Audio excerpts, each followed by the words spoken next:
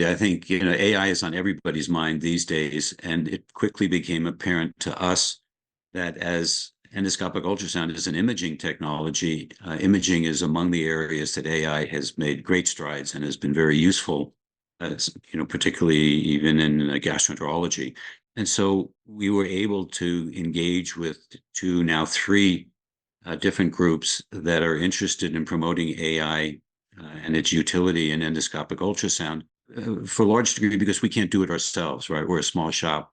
We have to focus on, in the past, getting to regulatory, now getting to the marketplace. And so things like this that require additional bandwidth are a great use of partners, and we've got some excellent partners in this regard.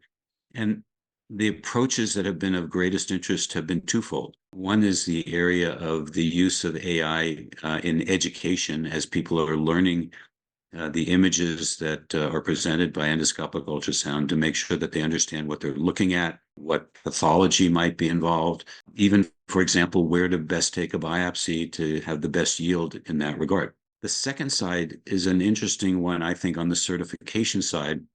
And we've had some discussions with the folks over at FIGHT on the Foundation for Interventional Therapeutic Endoscopy. How do you actually certify people? And it seems to us that AI in this regard would be an excellent tool. So, for example, if a trainee were doing an EUS exam, AI could identify the fact that they had reached all of the stations that were appropriate to the examination, that if they missed a station, that AI could in fact identify that and show them the station that they ought to be identifying, the view that they ought to obtain. It could track how long it took them to do the exam. And ultimately, it could provide a record that said, after 47 exams, this trainee now gets the stations 95% of the time and in a time frame that is appropriate to the exam, say 15 minutes or less.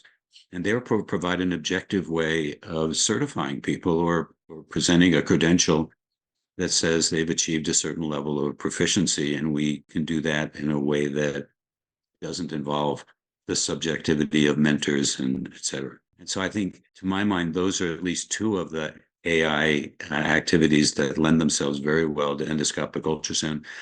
And I'm sure there'll be a ton more as we move forward and as we get more experience with them. We were fortunate in that our device has been demonstrated to work with the AI learning that has occurred with the legacy systems. And so it was an easy transition to have those algorithms applied to our technology.